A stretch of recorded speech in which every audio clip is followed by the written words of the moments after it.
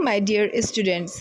तो कल आप सब ने सिंपल प्रेजेंट टेंस की फर्स्ट सीरीज़ देख ली, जिसमें हमने एफर्मेटिव सेंटेंस डिस्कस किया था। तो आज हम डिस्कस करेंगे इंट्रोगेटिव वाले। इंट्रोगेटिव कौन से होते हैं?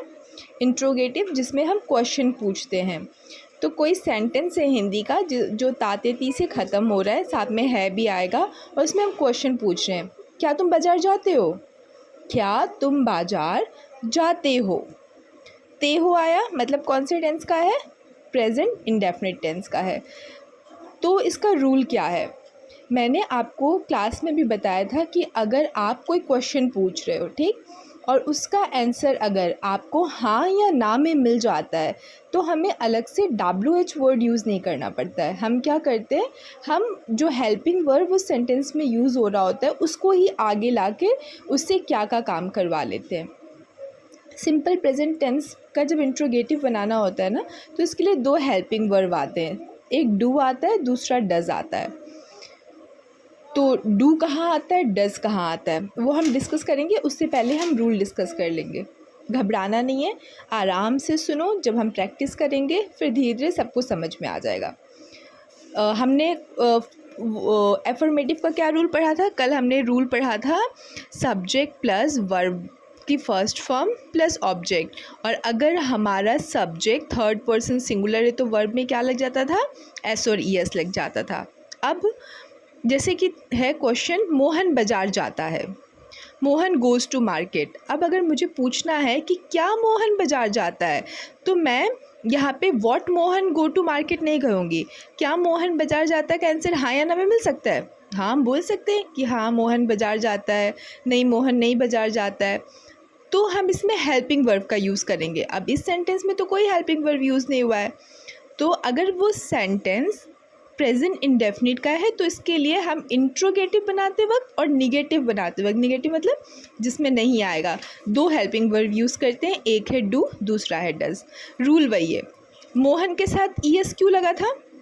क्योंकि मोहन था थर्ड पर्सन सिंगुलर, तो डज उसमें लगेगा, उन सेंटेंसेस में लगेगा जिसके सब्जेक्ट क्या हो, थर्ड पर्सन सिंगुलर। अब मुझे पूछना है क्या मोहन बाज़ार जाता है, क्या मोहन बाज़ार जाता है, तो क्या करूँगी मैं? हेल्पिंग वर्ब डज को आगे लाऊंगी। डज मोहन, अब देखो गोज़ टू मार्केट है ना, जब मैंने डज में ई एस लिख दिया तो यहाँ से ई एस हट जाएगा। क्या हो जाएगा? Does Mohan go to market.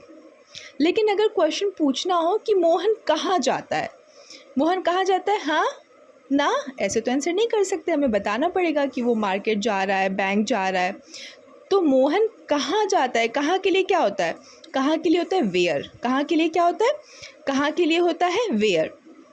तो मोहन कहाँ जाता है, इसका रूल है कि पहले WH वर्ड जो आपको यूज़ करना है वो लेकर आओ। तो वेयर। मोहन के लिए डू आएगा कि डज आएगा? मोहन क्या है? थर्ड पर्सन सिंगुलर, तो क्या आएगा? डज। वेयर डज, सब्जेक्ट क्या है? मोहन, वर्ब क्या है? गो। वर्ब की फर्स्ट फॉर्म हो जाती है, एस और एस फिर नहीं लगता है। समझ में आया? अभी भी कन्फ्यूज़न है? ठीक है, और एग्जाम्पल्स देखते हैं। क्या वह सोचता है, आंसर हाँ या ना में मिल सकता है? हाँ मिल सकता है। हाँ वो सोचता है, नहीं वो नहीं सोचता है। तो वह मतलब ही क्या है? Third person singular. Third person singular है तो वर्ब में एस ई एस या फिर जितने भी, मैंने पहले भी कहा था, जितने भी एस और ई एस वाले हेल्पिंग वर्ब वो किसके साथ लगते हैं? Third person singular. तो यहाँ क्या होगा? डू होगा कि डज होगा? क्या हो जाएगा? Does he think. वह सोचता है का क्या होता? ही थिंक्स हो जाता। लेकिन जब हमने डज यूज़ किया है तो ये वाला एस क्या हो जाएगा? हट जाएगा। क्या वे बाज़ार जाते हैं, हाँ या ना? हाँ वे बाज़ार जाते हैं, नहीं वे बाज़ार नहीं जाते हैं। वे क्या है? थर्ड पर्सन प्लूरल है, तो इसका मतलब है इसके साथ डज नहीं लगेगा, इसके साथ क्या लगेगा? डू लगेगा। डज किसके साथ लगेगा? जो भी थर्ड पर्सन सिंगुलर होंगे। तो क्या हो जाएगा? Do they go to market. ये मैं कैमरा पकड़ के कर रही हूँ ना, तो थोड़ी सी लिखने में प्रॉब्लम आ रही है। अब थोड़े से एडवांस करते हैं जिसमें WH वर्ड हो। अब मैंने पूछा वे कहाँ जाते हैं, तो हाँ या ना में आंसर तो नहीं दे सकते, इसमें कोई WH वर्ड आएगा। तो कहाँ के लिए क्या होता है? वेयर आता है। रूल क्या है? पहले हम WH वाले वर्ड यूज़ करेंगे, फिर डू और डज़ यूज़ करेंगे।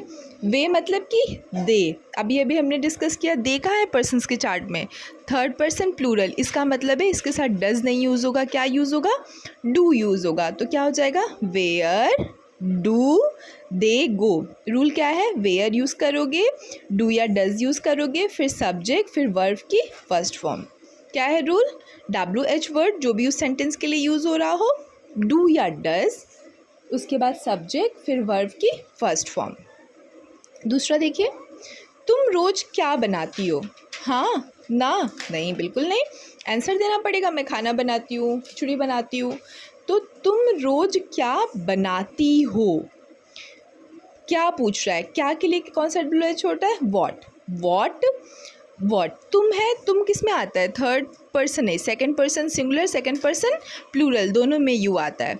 तो वॉट क्या होगा, डू होगा कि डज होगा, क्या होगा, डू होगा, क्योंकि यू किस में नहीं है, थर्ड पर्सन सिंगुलर में नहीं है, मतलब थर्ड पर्सन सिंगुलर को छोड़ के बाकी जितने भी हैं उनके साथ लगेगा क्या, डू लगेगा।